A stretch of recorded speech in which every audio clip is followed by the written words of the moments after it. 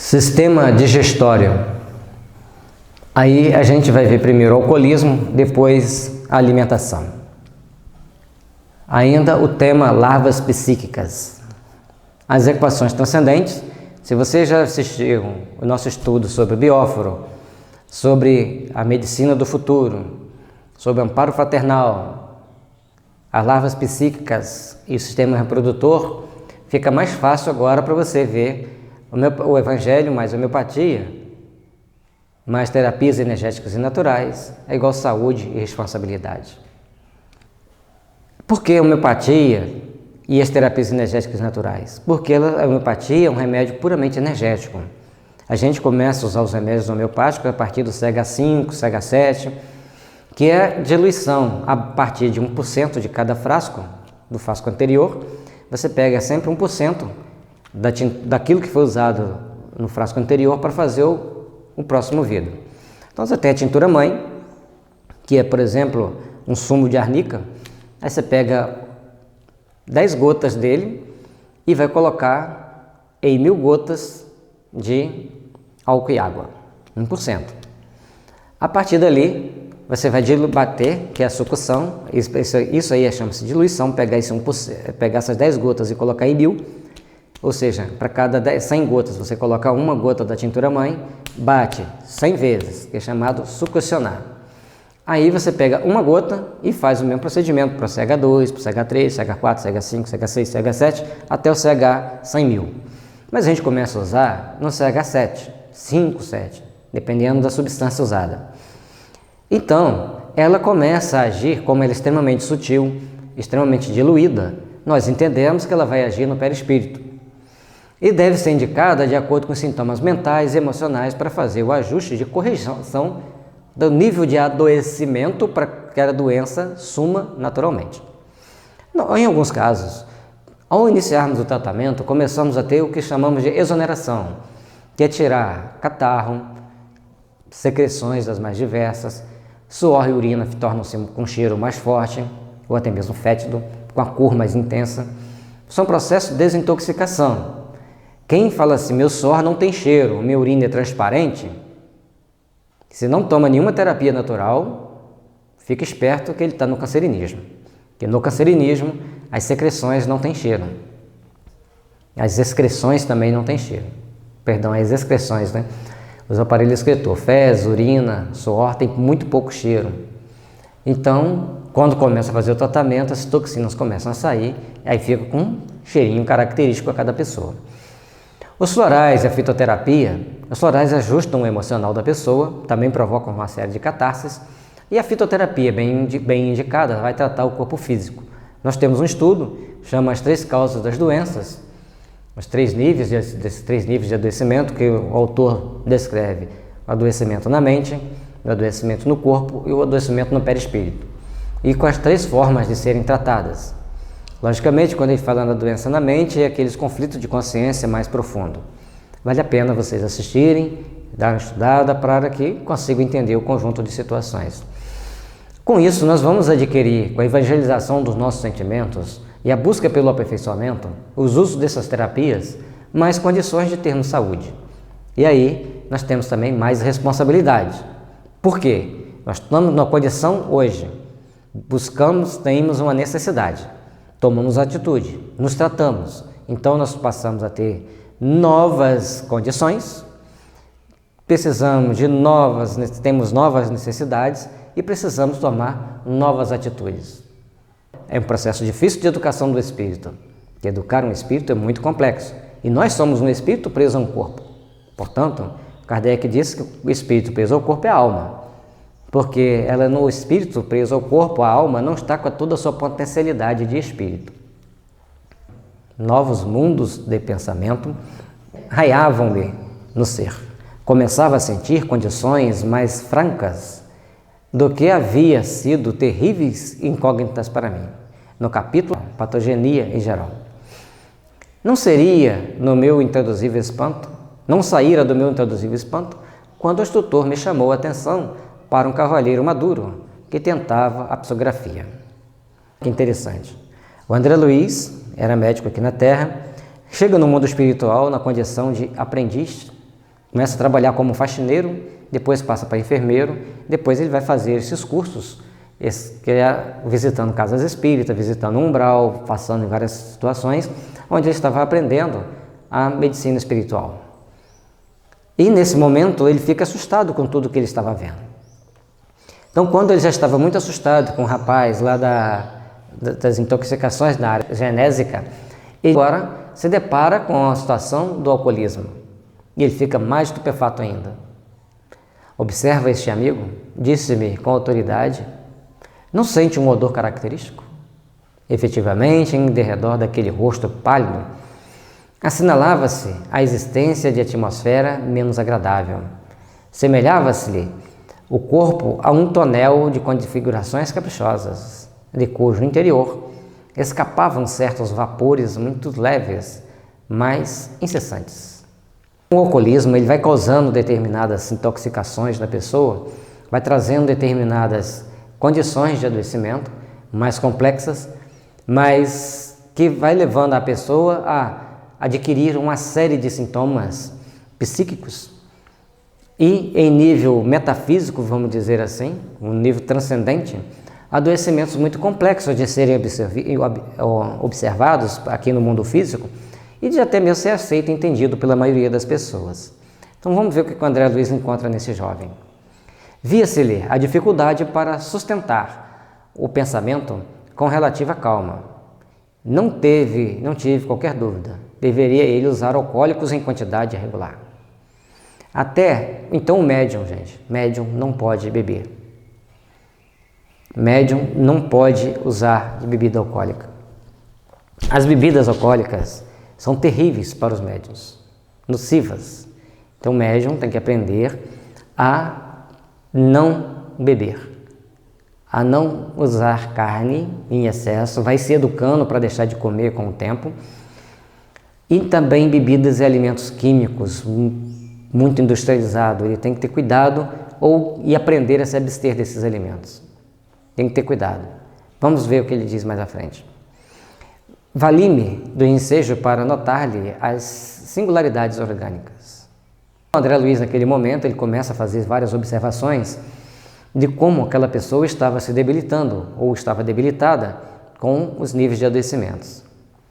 O aparelho gastrointestinal parecia totalmente ensopado em aguardente, porquanto essa substância invadia todos os escaninhos do estômago e, começando a fazer-se sentir nas paredes do esôfago, manifestava a sua influência até o bolo fecal.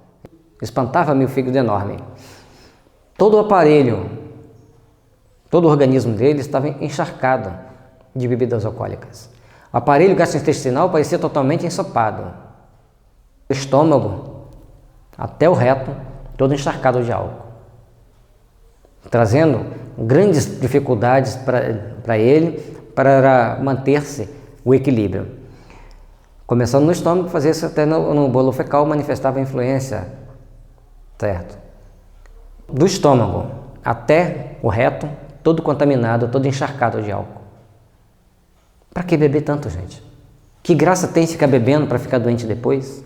Para se debilitar? Para viciar seu organismo em substâncias perigosas e tóxicas, conforme a gente vai ver mais à frente? Não vale a pena ficar bebendo. Tomar um copo de cerveja, um gole de vinho, uma dose de pinga uma vez por mês, tudo bem. Se você gosta, faz esse esforço. Mas não vale a pena ficar bebendo. Você está se degradando, você está criando situações muito delicadas para você. Pequeninas figuras horripilantes postavam-se vorazes ao lado da veia-porta. Lá ele falou larvas, aqui ele falou pequeninas figuras horripilantes. Tá? Vorazes ao longo da veia-porta, lutando desesperadamente com os elementos sanguíneos mais novos. Toda a estrutura do órgão se mantinha alterada. Terrível engurgitamento. Os lóbulos cilíndricos modificados abrigavam células doentes e empobrecidas. O baço apresentava anomalias estranhas. O álcool já tinha causado várias debilidades nele. Ele tinha essas figurinhas estranhas, horripilantes, que atacavam o fígado, de forma voraz, a veia-porta que fica no fígado, comiam o sangue mais novo, sugavam, vampirizavam aquele sangue.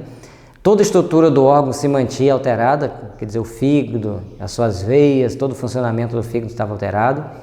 E esse engurgitamento no fígado, tudo ali estava difícil de fazer do fígado cumprir sua função. Os lóbulos cilíndricos modificados obrigavam células doentes e empobrecidas. Você está se debilitando, você está estragando o teu fígado bebendo demais. O baço apresentava anomalias estranhas. Seria o caso da gente pensar que alguns diabéticos seriam quem abusou do álcool no passado? Filosoficamente, podemos pensar que sim. Não para condenar as pessoas, mas para ajudá-los no processo de autoeducação. Porque quando você toma consciência do fato, você se corrige. Mesmo que você não beba hoje, mas você tem a culpa. E na hora que você trabalha o sentimento, entende que errou. Mas de agora para frente será uma outra vida, será uma nova fase que você tem que dedicar mais ao próximo, fazer um trabalho útil e às vezes até mesmo buscar um trabalho social de ajudar as pessoas que estão em dificuldade. Logicamente que você começa a se fortalecer e até mesmo recuperar ou fazer com que seu adoecimento se torne menos grave. Não vale a pena ser ingerido, não vale a pena ser consumido conforme normalmente as pessoas consomem, porque toma-se uma série de atitudes que não valem a pena. Toma-se uma série de atitudes depois do álcool que não compensam. E as consequências do álcool compensam menos ainda ingeri-lo. Você gasta dinheiro duas vezes. Uma para comprá-lo e outra para se tratar depois, quando dá tempo de se tratar. Os alcoólicos, esclareceu Alexandre, com grave entonação, aniquilavam-no vagarosamente. Você está examinando as anomalias menores. Este companheiro permanece completamente desviado de seus centros de equilíbrio vital. Os centros de equilíbrio vital da pessoa estavam todos debilitados, todos comprometidos. Por quê? Pelo abuso do álcool, pelo uso de um álcool, de uma bebida que não era necessária ao seu processo evolutivo, não são necessárias mais à manutenção da saúde. Isso é complexo. Nós temos que aprender a viver de uma forma mais saudável, viver de uma forma mais equilibrada ao longo da nossa existência. Todo o sistema endócrino foi atingido pela atuação tóxica. Inutilmente trabalha a medula para melhorar os valores da circulação. Todo o organismo dele estava contaminado por aquele álcool, intoxicando o seu organismo todo. Todo o sistema endócrino, todas as glândulas dele estavam comprometidas. São situações que nós temos que pensar. Vale a pena ficar bebendo? E para algumas pessoas, um copo de pinga não deixa ele nem balança. E se eu tomar uma colher de pinga, eu já fico meio tonto. Então, para cada pessoa vai ter um efeito. E nós temos que saber dosar esse efeito. Portanto, que a própria lei hoje não tolera. Se você tomar uma colher de cachaça ou de qualquer outra bebida alcoólica e for dirigir, vai ser pego no bafômetro.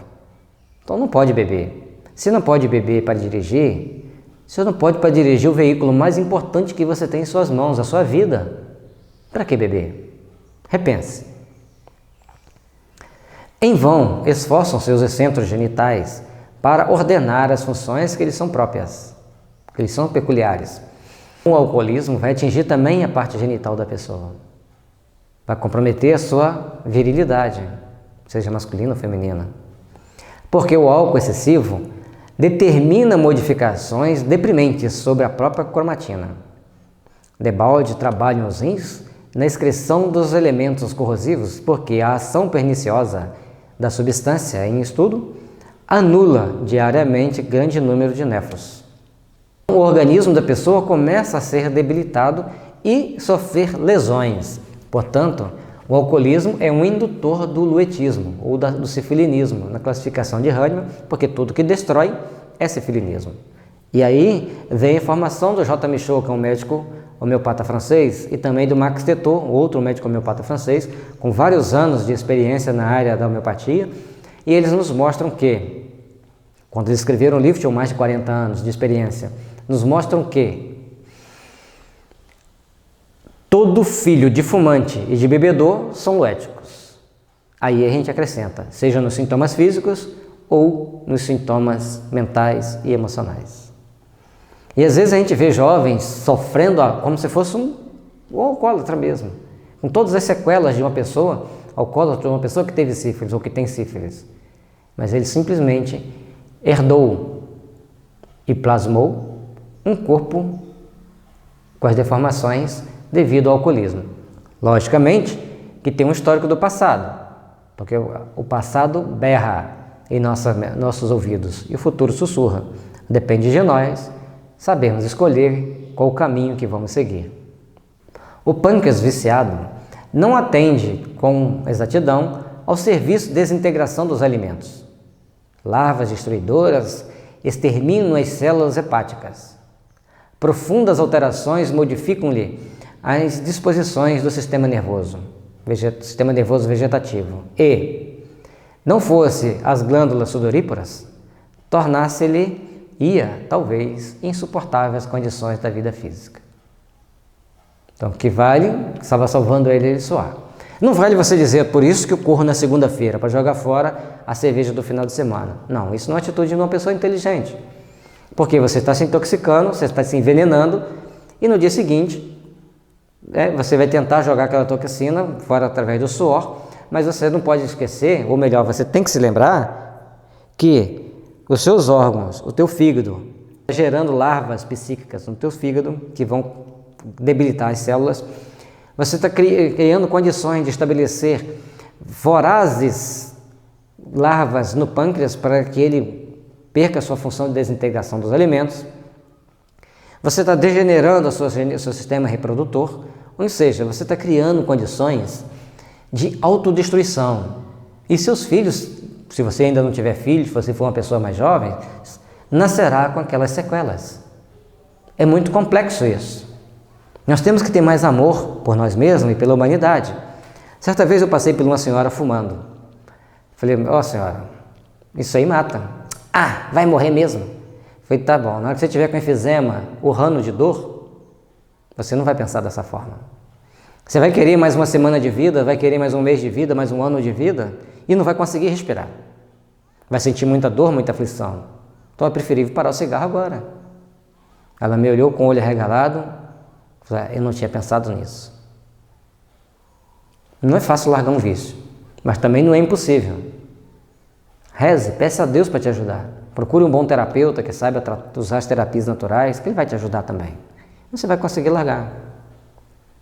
Disposições do sistema nervoso vegetativo já estavam causando alterações. Profundas alterações do sistema nervoso vegetativo. Então, provavelmente, o cara já estava trêmulo e queria ser médium. Isso que eu achei interessante. Ele não deveria nem estar na sala mediúnica, mas tudo bem. Faz parte do tratamento dos espíritos que o acompanham. A pessoa, vejam bem, quantas coisas que o álcool causa, quanta degradação do organismo ele causa. Mas, antes de você falar que vai morrer mesmo, lembre-se, os últimos anos da sua vida pode ser muito doloroso. E se você começa a beber cedo, fumar desde cedo, as sequelas passarão para os seus filhos também. Repense isso. Vale a pena? Não vale. Não conseguia dissimular minha admiração. Alexandre indicava pontos enfermiços, esclarecia os assuntos com sabedoria e simplicidade tão grandes que não pude ocultar o assombro que se apoderava de mim. Quando eu li esse livro, foi em janeiro de 95, estava de férias, sentado lendo, lia praticamente o dia inteiro, e eu fui ficando assustado de ver tantas informações. Como o nosso espírito influencia tanto no nosso corpo. Praticamente 5 anos depois eu fui estudar homeopatia, aí a homeopatia veio para a minha alma como um bálsamo, como um lenitivo.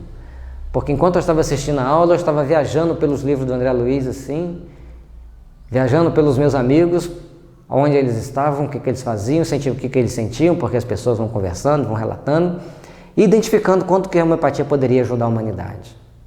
Quanto que nós poderíamos ajudarmos uns aos outros se nós procurássemos aprender bem a doutrina espírita e bem a homeopatia, bem os florais, a fitoterapia. Como nós nos ajudaríamos? Porque sem a espiritualização da humanidade, nós vamos caminhar para um caminho muito perigoso. Nós não vamos salvar o mundo e gritar, Obama se torna espírito, Putin se torna espírita, para que vocês entendam o que estão fazendo. Não. Mas nós podemos fazer orações por eles, para que eles ajam de uma forma mais equilibrada, mais sensata. E aí, ao longo de toda a nossa caminhada, de toda a nossa existência, nós vamos estar em condições de melhor entendermos, de melhor agirmos, em prol de beneficiar o nosso semelhante. Nossas orações, nossos pensamentos, nossos estudos e aí sim as nossas ações no meio em que a gente vive. Do livro Missionários da Luz, capítulo 3, Desenvolvimento Mediúnico, editora FEB.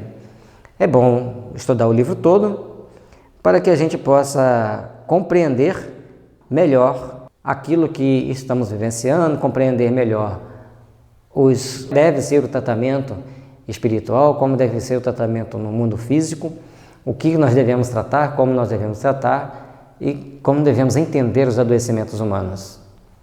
Bom estudo, boa leitura para você.